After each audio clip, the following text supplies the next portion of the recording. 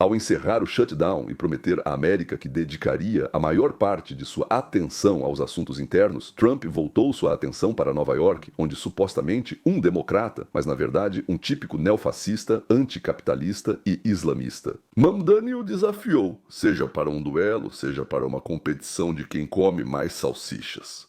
Vamos contratar milhares de professores. Vamos cortar o excesso da burocracia inflada. Vamos trabalhar incansavelmente para reacender a luz nos corredores dos conjuntos habitacionais Naika, onde ela já pisca há muito tempo. Segurança e justiça andarão de mãos dadas enquanto trabalhamos com os policiais para reduzir o índice de criminalidade. E criar um departamento de segurança pública que vai lidar diretamente com crises de saúde mental e de pessoas em situação de rua. A excelência será a expectativa em todos os órgãos do governo e não a exceção.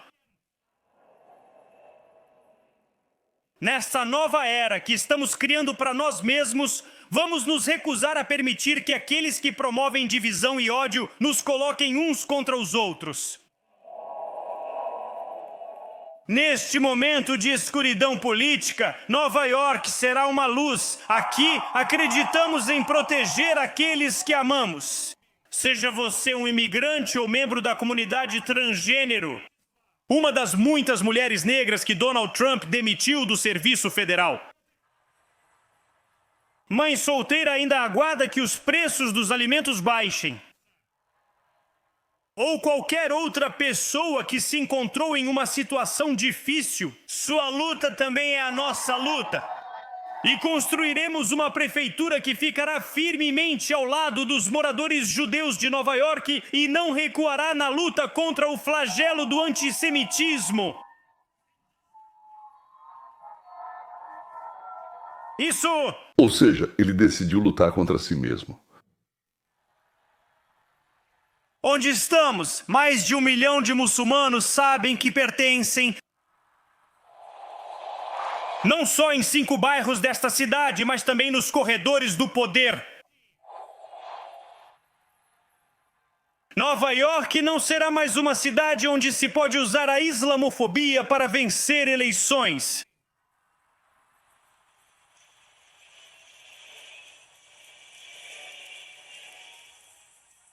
Você não acha que os assuntos dos muçulmanos o interessam? Bem, um pouco mais do que os judeus. Essa nova era será definida pela competência e compaixão que por muito tempo foram colocadas uma contra a outra. Nós vamos provar que não existe problema grande demais para o governo não conseguir resolver. E não existe preocupação pequena demais para não receber atenção. Isso é uma completa inversão de todos os princípios da Revolução Americana para a Constituição dos Estados Unidos da América. No nosso país, nós acreditamos que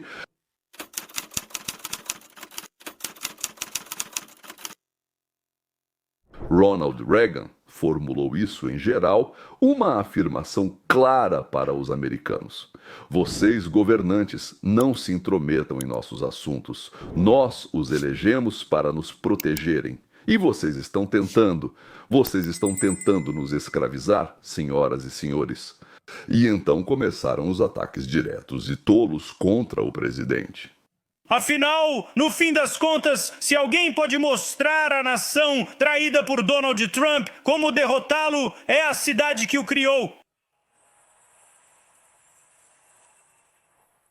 E se existe uma maneira de assustar um déspota, é destruir as condições que lhe permitiram acumular poder. Já falei, as condições que permitiram Trump enriquecer se chamam livre mercado, se chamam, na verdade, liberdade e capitalismo. Então Mamdani chama isso de o ambiente onde Trump se desenvolveu, ou seja, ele propõe destruí-lo para que mais pessoas como Trump não surjam. Isso não é só como vamos parar Trump, mas também como vamos parar o próximo. Então, Donald Trump, já que eu sei que você está assistindo, eu tenho 4 palavras para você. Faça mais barulho.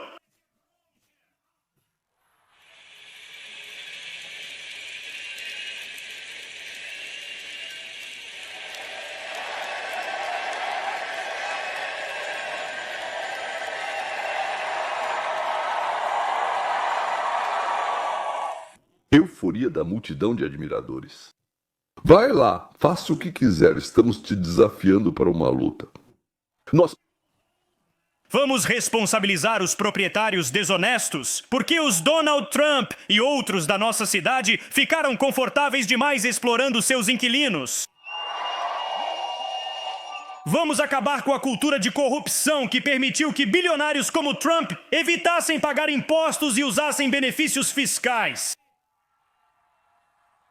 Vamos apoiar os sindicatos e ampliar as garantias trabalhistas porque sabemos... Assim como Donald Trump, sabemos que quando os trabalhadores têm direitos inabaláveis, os chefes que tentam chantageá-los ficam muito pequenos. Nova York continuará sendo uma cidade de imigrantes, uma cidade construída por imigrantes, movida por imigrantes e a partir desta noite liderada por um imigrante. Ou seja, proletários de todos os países, univos! Nós declaramos guerra ao lucro, declaramos guerra àqueles que querem dispor de sua própria propriedade. Meu Deus, que horror! Eles querem dispor de sua própria propriedade. Porque nós, com certeza, vamos conseguir o que ninguém nunca conseguiu em nenhum lugar. Algo que é contrário à natureza humana e que sempre leva ao desastre. Pois é. Hoje em Nova York, olhem para mim. Eu sou tão bonito, inteligente, curioso. Bem, dá para inventar mais alguma coisa. Eu vou conseguir. E não importa que eu não tenha a menor nenhuma prova. Existe até 1% de chance de que desses nossos dias malucos e utópicos vai haver pelo menos algum sucesso.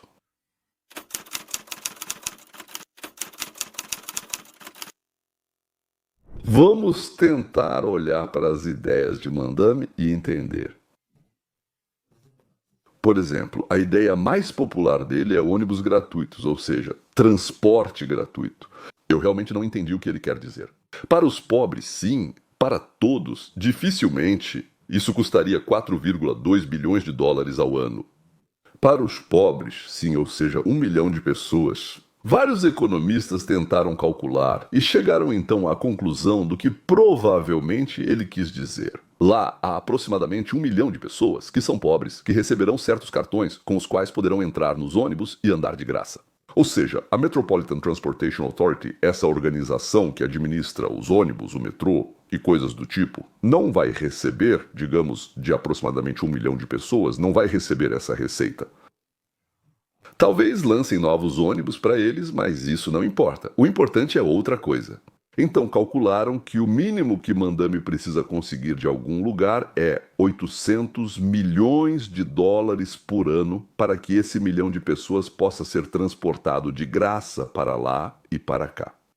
Agora, o problema é que essa tal de Metropolitan Transportation Authority, ou seja, a principal organização que cuida do transporte em Nova York, se não me engano, ela se chama Metropolitan Transportation Authority. Posso estar enganado, me perdoem. Faz tanto tempo que estive em Nova York que não lembro o nome dela. Ela teve um déficit de 300 milhões de dólares no ano passado.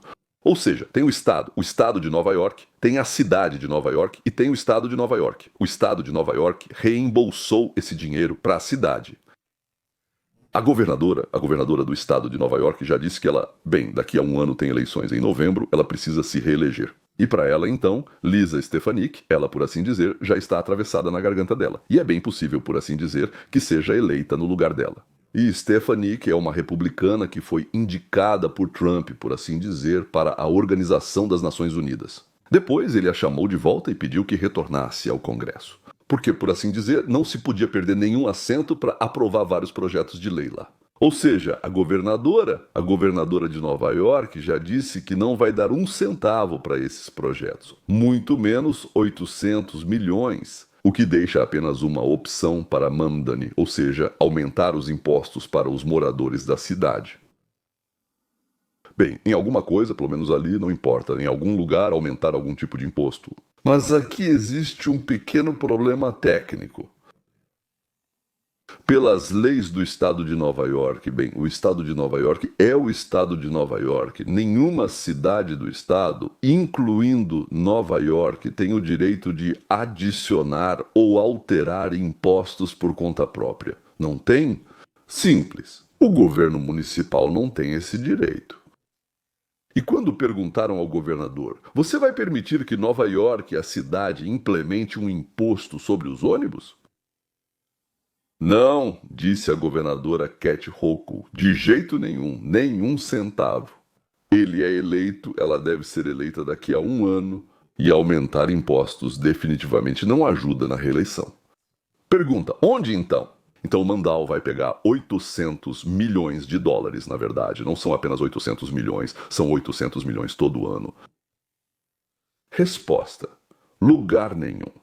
Ele nem ia fazer isso, só enganou os eleitores idiotas. Os assessores dele sabiam muito bem que não tinham o menor direito de impor ou cobrar qualquer imposto. Membros de esquerda do partido exigem a destituição do governador.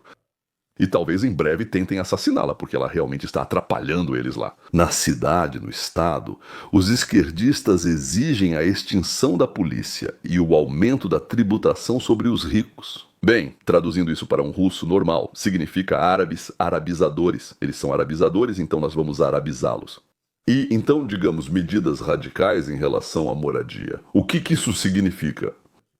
Proibir os proprietários de aumentar o aluguel em todo o estado é o que exigem os jovens fascistas, ameaçando a vida daqueles que ficam em seu caminho.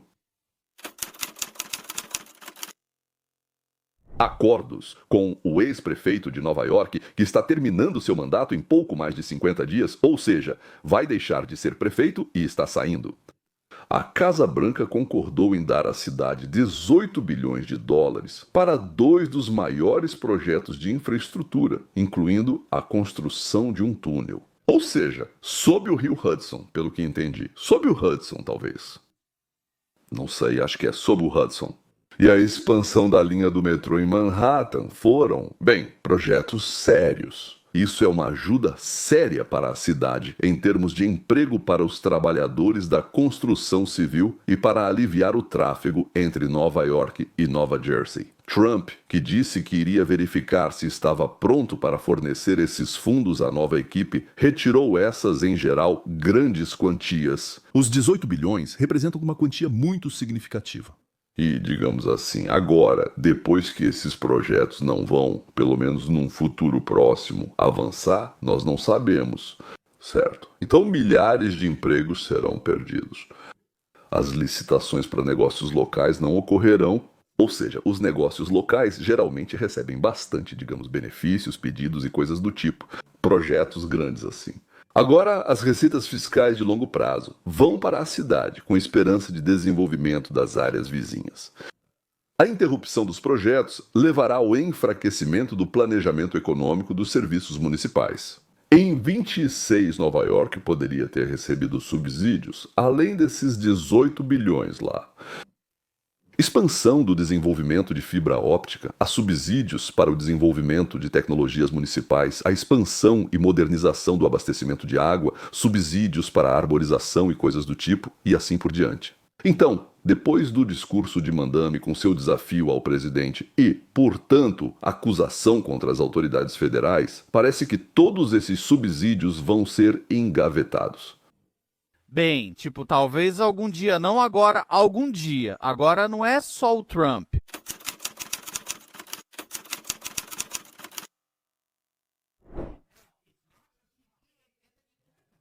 Mandani, ao que parece, está se sabotando por causa de seu analfabetismo matemático e econômico. Ele aparentemente não entende fundamentalmente como funcionam as faixas de imposto. Não sei se você já ouviu falar, mas durante sua campanha, Mandani prometeu um modesto, como ele chamou, aumento de imposto de 20 mil dólares para milionários.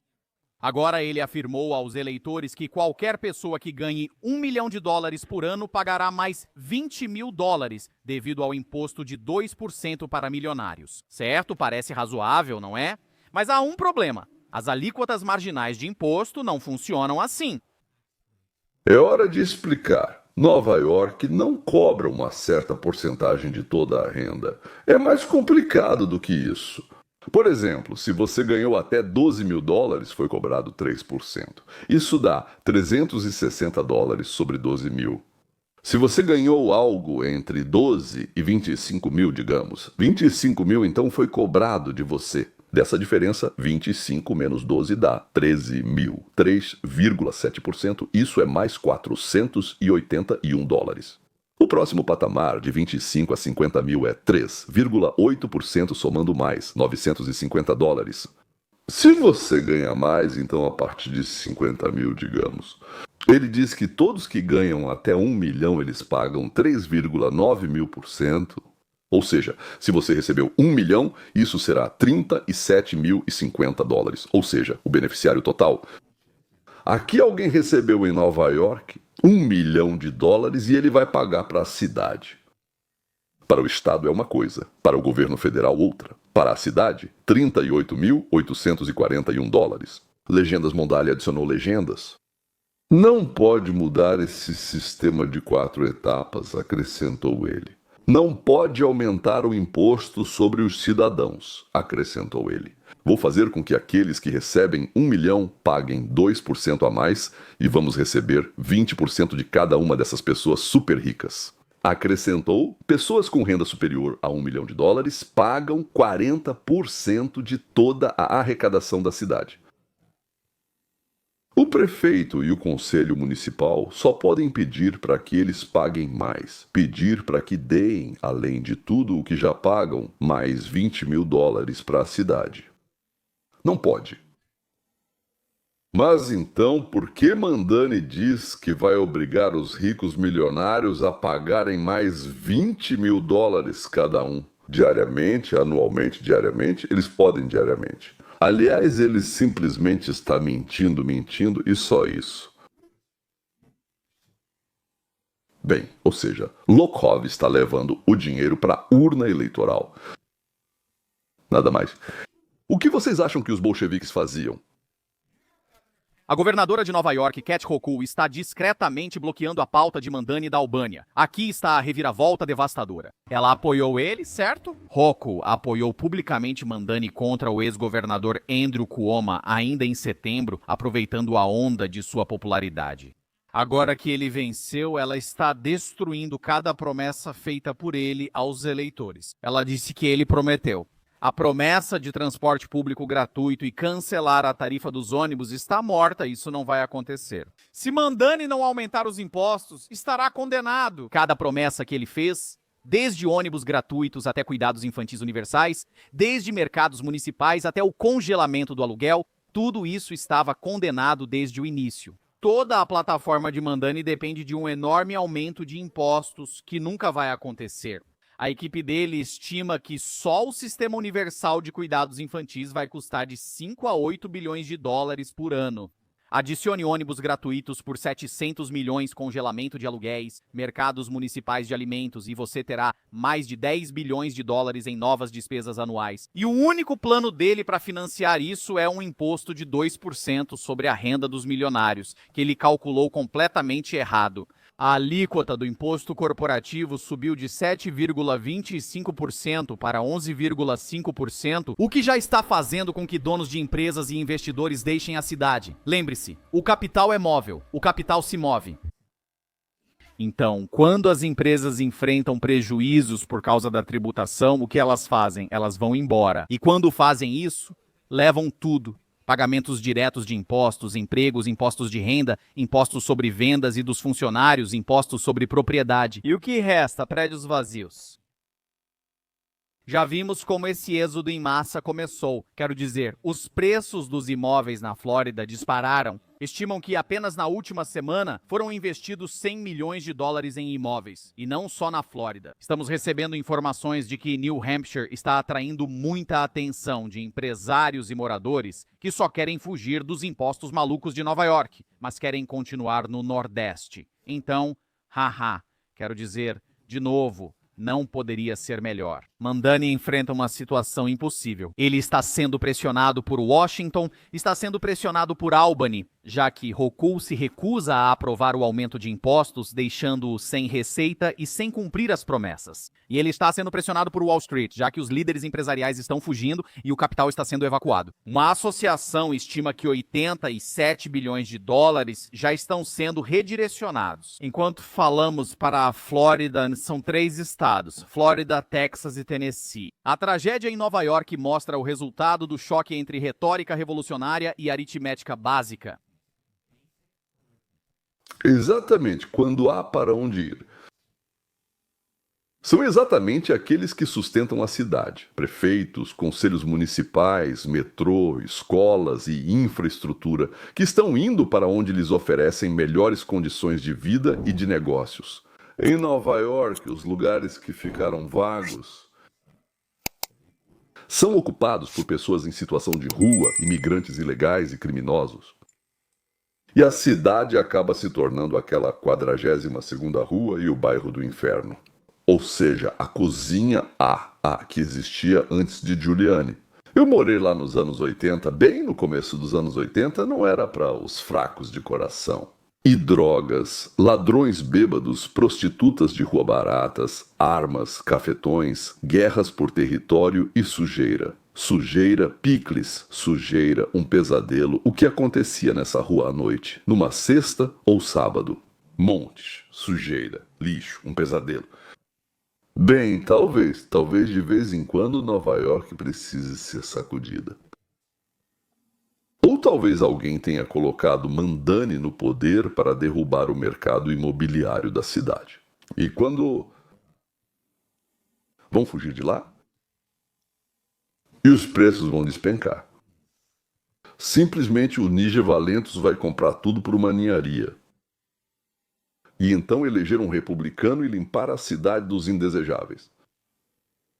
Parece, aliás, com o ataque à libra esterlina nos tempos do jovem Soros. Pronto. Por enquanto, antes mesmo da nova geração chegar à mereia, ocupando as salas da burocracia decadente com o alegre guincho dos porquinhos progressistas. Tudo o que Mandani prometeu se transforma em rádio. E também com escárnio, zombaria e desprezo pelos idiotas que, gritando de entusiasmo, iam para o sacrifício e o elevaram ao topo. Pois bem, quanto mais alto você sobe, senhoras e senhores, mais dolorosa é a queda, camarada Mandani.